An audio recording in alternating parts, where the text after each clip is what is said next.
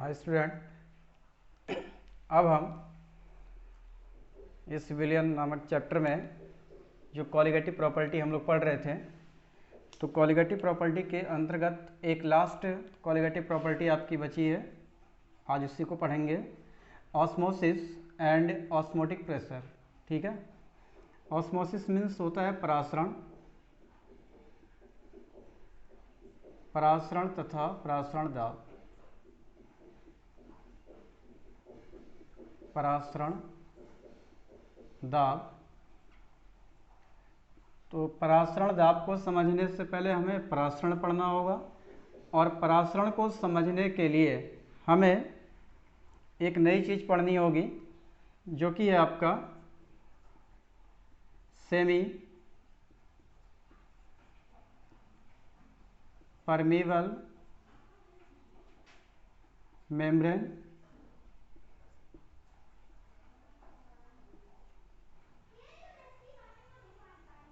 ठीक है। Semi permeable membrane, Hindi में इसको बोलते हैं अर्ध पारगम्य झिल्ली। अर्ध पारगम्य झिल्ली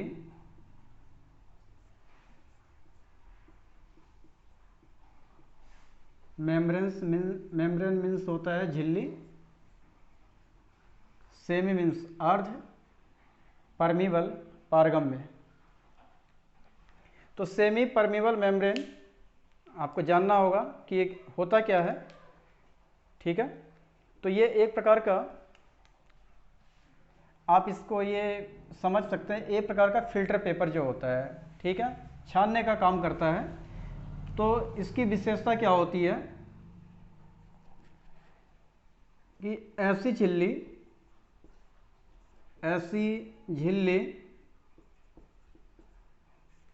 जिनमें से केवल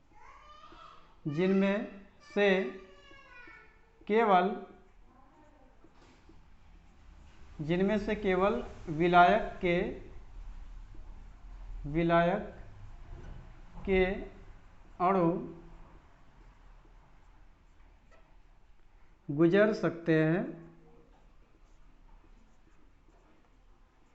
सकते हैं। ऐसी झिल्ली जिनमें से केवल विलायक के अणु गुजर सकते हैं, विलेय के नहीं,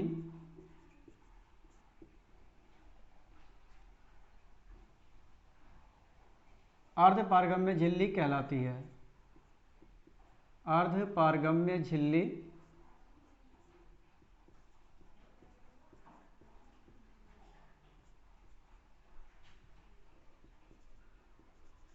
कहलाती है।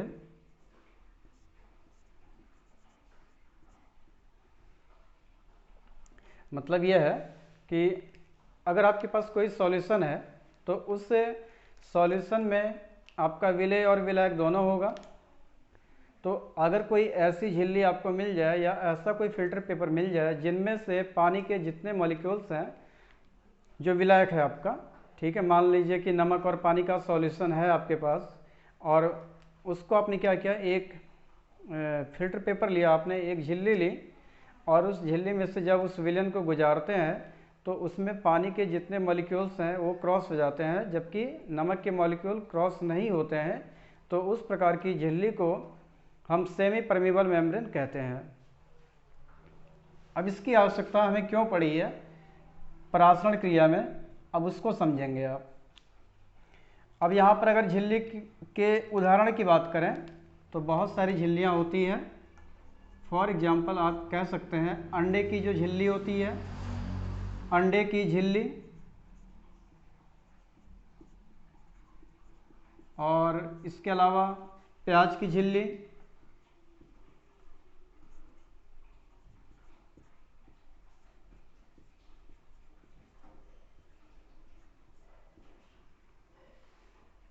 कॉपर फेरोसाइनाइड,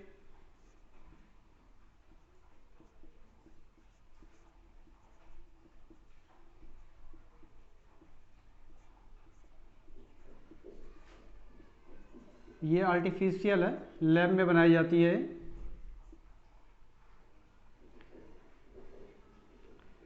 तो झिल्लियाँ वनस्पति और मनुष्यों की कोशिकाओं में पाई जाती हैं। तो यहाँ पर हमने कुछ एग्जाम्पल लिखे हैं। अब देखें हमारा अगला स्टेप क्या है, परासरण आपको पढ़ना है। तो परासरण क्रिया को पढ़ने के लिए हम आपको एक चीज़ बताने जा रहे हैं, ध्यान से देखें। आपके पास क्या है, यहाँ पर देखिए दो पात्र हैं, एक ये है और एक पात्र आपका यहाँ पर है। इस पात्र में आपने केवल जल लिया है, H2O है, इसमें ओनली आपका H2O है जो कि सॉल्वेंट है, और इस वाले में बराबर मात्रा में जितना ml ये है उतना ही ml आपका ये भी है।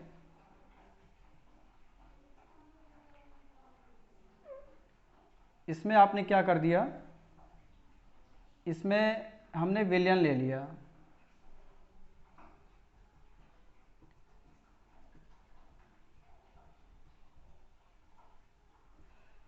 ये आपका सॉल्यूशन है किसका, H2O का और नमक NaCl का। ये विलयन है और ये आपका विलायक है। अब इन दोनों को एक दूसरे से कनेक्ट कर देंगे आप, एक दूसरे से आपने जोड़ दिया इस तरह से, और यहाँ पर कहीं बीच में आपने एक मेम्ब्रेन लगा दिया।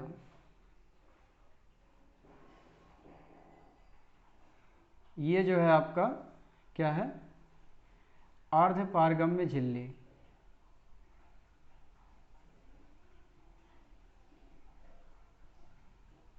अर्ध पारगम्य झिल्ली, या शॉर्ट में इसको SPM बोल सकते हो, सेमी परमीबल मेम्ब्रेन। अब यहाँ पर क्या हो रहा है उसे देखें।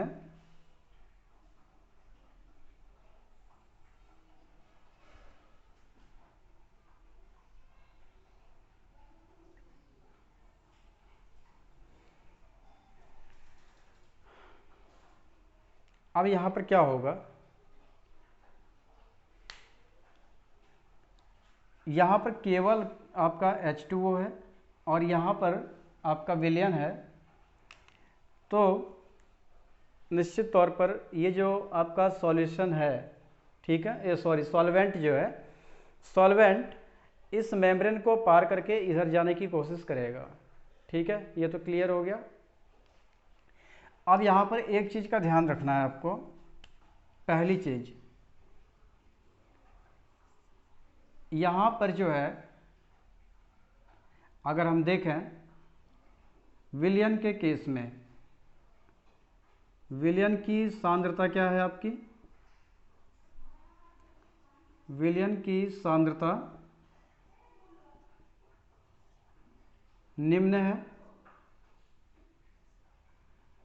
और वहाँ पर सेकंड कंडीशन में विलयन की सांद्रता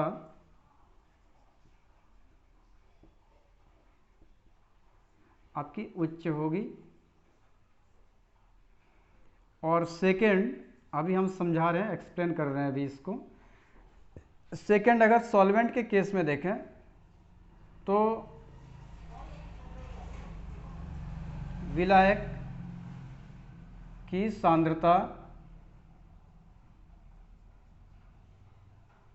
आपकी उच्च है, और सेकंड वाले में जो विलायक की सांद्रता है वो निम्न है। ठीक है, मैं यहाँ पर दो पात्र हैं, मान लीजिए ये हमने इसको A नाम दिया, इसको हमने B नाम दिया। तो A में हम देख रहे हैं, अब ध्यान से समझे मैंने क्या लिखा है। ठीक है, इसमें केवल कौन है आपका सॉल्वेंट है, इसमें केवल और केवल सॉल्वेंट है, विलायक है, सॉल्यूशन तो है आपका। ठीक है, आपको पता है कि विलयन जो होते हैं दो, विलयन में दो लोग होते हैं। ठीक है, एक आपका सॉल्यूट और एक सॉल्वेंट। तो यहाँ पर आपका सॉलिड थोड़ा सा भी नहीं है, मतलब विलेय पदार्थ इसमें नहीं है, केवल क्या है विलायक है, तो विलयन तो है। इसका मतलब अगर विलयन के केस में देखें तो विलयन की सांद्रता यहाँ पर निम्न है, क्योंकि विलेय नहीं है, ये बिल्कुल ही तनु विलयन है, ओनली इसमें पानी है, विलेय पदार्थ मिला ही नहीं है, ये बिल्कुल डाइल्यूट है। जबकि यहाँ पर अगर देखा जाए विलयन ये भी है। ठीक है, और इस विलयन में क्या हो गया है, H2O तो है, लेकिन H2O के अलावा यहाँ पर NaCl भी है, मतलब इसमें नमक भी मिला है, तो इसकी सांद्रता क्या हो जाएगी, अधिक हो जाएगी इसके सापेक्ष, क्योंकि इसमें NaCl मिला है। ये विलयन आपका सांद्र होगा, ये आपका तनु होगा। तो वही लिखा गया है, विलयन की सांद्रता A में, मैं यहाँ पर लिख दे रहा हूँ A में, समझने में आपको आसानी होगी। A में विलयन की सांद्रता निम्न है और B में विलयन की सांद्रता उच्च है। ये जो विलयन है, इन सांद्रता का मतलब क्या होता है आपका, मात्रा होता है। तो यहाँ पर जो विलयन की सांद्रता है वो अधिक है और यहाँ पर विलयन की सांद्रता क्या है आपकी, कम है। इसके बाद अगर विलायक की बात करें कि A में विलायक की सांद्रता, अब अगर विलायक की बात करें तो विलायक कौन है, यहाँ पर H2O है, यहाँ पर विलायक H2O है। तो H2O की मात्रा यहाँ पर सबसे अधिक, H2O की मात्रा यहाँ पर सर्वाधिक है, क्योंकि यहाँ पर विलेय पदार्थ आपका नहीं है, केवल कौन है यहाँ पर विलायक है।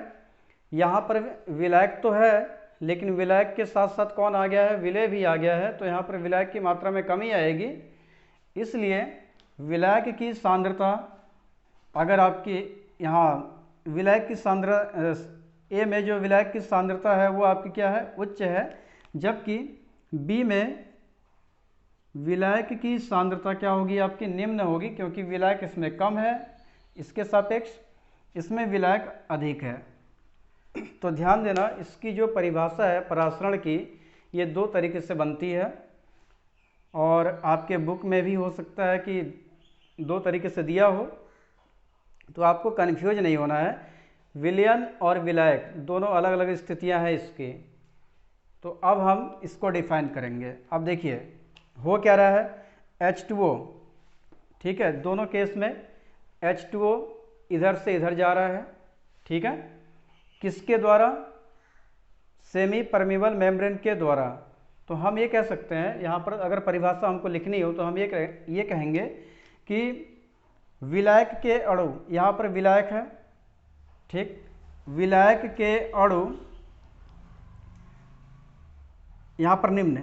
ठीक है, तो विलायक के अणु निम्न सांद्रता वाले विलयन से उच्च सांद्रता वाले विलयन की ओर अर्ध पारगम्य झिल्ली द्वारा स्वतः प्रवाहित होते हैं। तो इस घटना को हम परासरण कहते हैं। ठीक है, अगला अगर विलायक की बात करेंगे तो हम ये कह सकते हैं विलायक की, जब विलायक के मॉलिक्यूल्स उच्च सांद्रता से निम्न सांद्रता की ओर, ठीक है, उच्च सांद्रता से निम्न सांद्रता की ओर अर्ध पारगम्य झिल्ली द्वारा स्वतः प्रवाहित होते हैं, तो इस क्रिया को परासरण कहते हैं। तो अब इसकी डेफिनेशन हम लिखते हैं।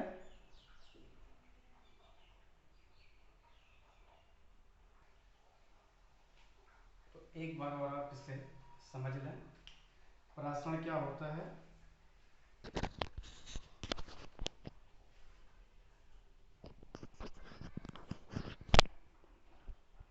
तो हमने आपसे कहा आपके पास दो पात्र हैं, एक पात्र A है और एक पात्र आपके पास B है। A पात्र में आपने केवल वाटर को रखा है और B वाले पात्र में आपने वाटर के साथ NaCl है, एक विलयन है। तो अगर एक्चुअली में कहा जाए विलयन तो ये भी है, लेकिन इस प्रकार के ये जो विलयन है इसमें आपका विलेय पदार्थ नहीं मिला है, ठीक है, बिल्कुल डाइल्यूट है और ये आपका कंसंट्रेट है। तो अगर विलयन की केस में देखा जाए तो हम ये कह सकते हैं कि ए में जो है विलयन की सांद्रता निम्न है, कम है, क्योंकि इसमें विलेय पदार्थ नहीं मिला है। जबकि बी में जो बी वाला विलयन है तो इस विलयन की सांद्रता क्या है, उच्च है, क्योंकि इसमें कौन आ गया है, NaCl आ गया है, ठीक है। पहले आपका इसमें केवल H2O था, लेकिन जब आपने सॉल्यूशन बनाया, नमक को डाल दिया H2O के साथ, तो इसकी सांद्रता अधिक हो गई। और सेकंड वाले केस में अगर आप विलायक को देखते हैं तो यहाँ पर केवल आपका क्या है, विलायक है, तो विलायक की मात्रा अधिक है। जबकि बी वाले पात्र में विलायक तो है, यहाँ पर H2O तो है, लेकिन H2O के साथ कौन है, NaCl भी है। मतलब इसके सापेक्ष अगर देखा जाए तो अगर 100 ml H2O यहाँ है तो यहाँ पर जो H2O की मात्रा होगी 100 से कम ही होगी, 100 से ना तो अधिक होगी ना बराबर होगी। इसके सापेक्ष इसकी मात्रा कम होगी, अर्थात विलायक जो है उच्च से निम्न जा रहा है। अब ध्यान से देखिए, इस फिगर को अगर आप समझ जाएंगे तो इसको डिफाइन करने में कोई दिक्कत नहीं है। अगर विलयन के केस में देखें आप तो विलयन में क्या हो रहा है, इस विलयन में विलायक है, तो विलायक के जो मॉलिक्यूल्स हैं, ठीक है, विलायक के मॉलिक्यूल क्या कर रहे हैं, कम सांद्रण वाले विलयन से अधिक सांद्रण वाले विलयन में प्रवाहित हो रहे हैं, गमन कर रहे हैं, गति कर रहे हैं। कहाँ से होकर के, अर्ध पारगम्य झिल्ली के द्वारा। इसीलिए कहा गया है विलयन की स्थिति, जो पहला पॉइंट है, इसके अनुसार अगर आप इसको डिफाइन करते हैं, फर्स्ट वाले के अनुसार ये आपकी डेफिनेशन होगी कि वह क्रिया जिसमें विलायक के अणु कम सांद्रण वाले विलयन, यहाँ ध्यान दें, विलायक के अणु, ये सब आपके क्या है, विलायक हैं, विलायक के जो मॉलिक्यूल हैं, ठीक है, इनकी सांद्रता यहाँ पर क्या है, किसकी, विलयन की सांद्रता, ठीक है। विलायक के मॉलिक्यूल्स तो है, लेकिन अगर विलयन की बात हम करेंगे तो विलयन की सांद्रता यहाँ पर निम्न है। इसलिए विलायक के जो अणु है कम सांद्रण वाले विलयन से अधिक सांद्रण वाले विलयन, ये अधिक सांद्रण है इसका, अधिक सांद्रण वाले विलयन में अर्ध पारगम्य झिल्ली द्वारा स्वतः प्रवाहित होते हैं, तो यह क्रिया आपकी परासरण कहलाती है। पहली परिभाषा विलयन के केस में, ठीक है। लेकिन जब विलायक की आप बात करेंगे तो विलायक में क्या है आपका, विलायक में यहाँ पर ये विलायक की सांद्रता अगर देखें तो यहाँ पर जो विलायक की सांद्रता है उच्च है और यहाँ पर विलायक की सांद्रता आपकी निम्न है। इसलिए एक नई परिभाषा आपकी बन सकती है विलायक के केस में कि विलायक का अपनी उच्च सांद्रता से निम्न सांद्रता की ओर, यहाँ देखें विलायक ये है, विलायक की सांद्रता यहाँ उच्च है, यहाँ पर विलायक की सांद्रता निम्न है, तो हम कह सकते हैं विलायक का अपनी उच्च सांद्रता से निम्न सांद्रता की ओर अर्ध पारगम्य झिल्ली द्वारा स्वतः प्रवाह क्या कहलाता है, परासरण कहलाता है। क्लियर है? तो ये आपका तो परासरण हो गया। अब हम समझेंगे क्या, परासरण दाब। अब इसी में देखें परासरण दाब क्या है। अब जो हमारा नेक्स्ट जो असली कोलिगेटिव प्रॉपर्टी है ऑस्मोटिक प्रेशर है। तो ऑस्मोटिक प्रेशर क्या है, ऑस्मोटिक प्रेशर किसे कहते हैं, इसे देखेंगे। यही स्थिति है, यहाँ पर H2O है, ठीक है, और बी वाले में आपका क्या है, सॉल्यूशन आपका है H2O और नमक, ठीक है, दोनों इसमें मिक्स हैं। यहाँ पर बीच में आपने मेम्ब्रेन लगा दिया है।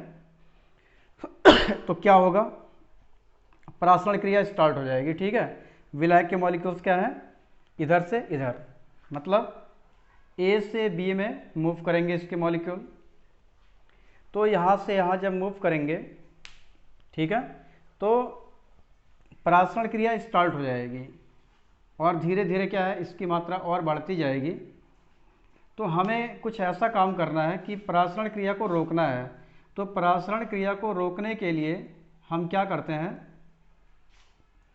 एक्सटर्नल प्रेशर लगाते हैं, ठीक है, बाह्य दाब। अगर हम बाहरी दाब लगाएं ठीक है। अगर हम एक बाहरी दाब लगा दें, प्रेशर लगाएं, इस पात्र में हम प्रेशर लगाते हैं अगर, तो प्रेशर लगाने से क्या होगा, प्रेशर लगाने से ये दाब पड़ेगा, जब दाब पड़ेगा तो परासरण क्रिया, मतलब एक ऐसा प्रेशर जब आप लगाएंगे, कोई निश्चित बाह्य दाब जब आप लगाते हैं तो उस पर क्या होता है, परासरण क्रिया आपकी रुक जाती है।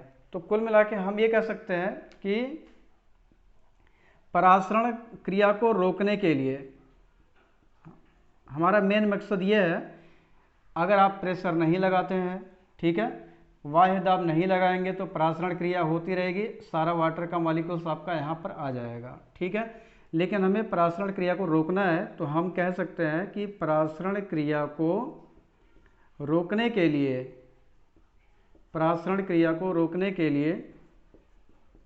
के लिए लगाया गया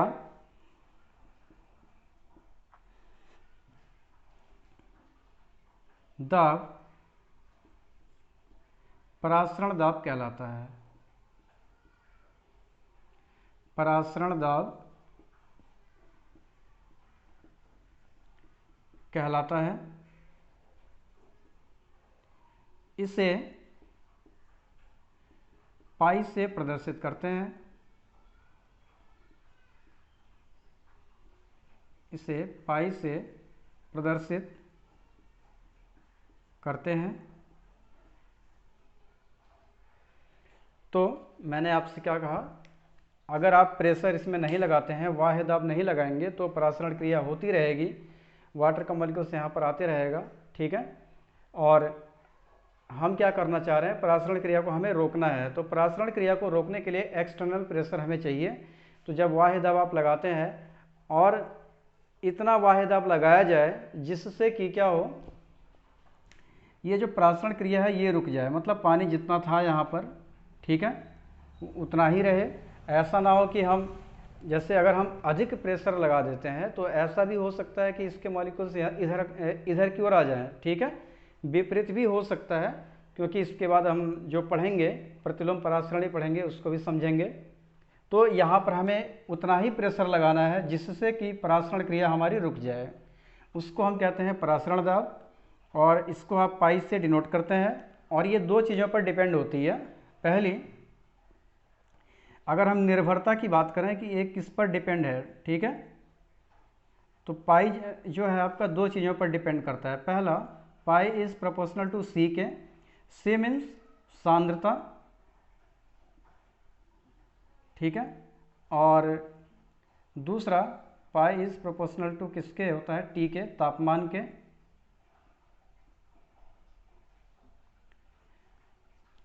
मतलब यह है, अगर हम टेम्परेचर को देखें, इसका टेम्परेचर अगर आप बढ़ाते हैं, ठीक है, तापमान बढ़ाएंगे तो तापमान बढ़ाने से जो वाटर के मॉलिक्यूल्स हैं उनकी काइनेटिक एनर्जी क्या हो जाएगी, काइनेटिक एनर्जी उनकी बढ़ेगी। तो काइनेटिक एनर्जी बढ़ने से क्या होगा, जल्दी जल्दी जो है ये जल के जो मॉलिक्यूल्स हैं तेज़ी से ए से बी की ओर जाएंगे। और अगर ये तेज़ी से ए से बी की ओर जाते हैं तो हमें जो प्रेशर है, प्रेशर भी क्या है, अधिक लगाना पड़ेगा, ठीक है। प्रेशर अधिक लगाएंगे तभी ये परासरण क्रिया आपकी रुकेगी। और ऐसे ही सांद्रता की अगर बात करेंगे तो सांद्रता में जितना विलेय पदार्थ आप मिलाओगे, मतलब अगर अधिक सांद्र हो जाएगा, ठीक है, तो और तेज़ी से पानी यहाँ पर आएगा, तो हमें बाह्य दाब भी जो है कि अधिक लगाना पड़ेगा। तो ये दो चीज़ों पर डिपेंड करती है, सांद्रता पर और तापमान पर। और जब इन दोनों को आप एक साथ लेके चलते हैं तो पाई इस प्रोपोर्शनल किसके होता है, सी टी के। और यहाँ से हमें एक सूत्र मिल जाता है, क्या देखें,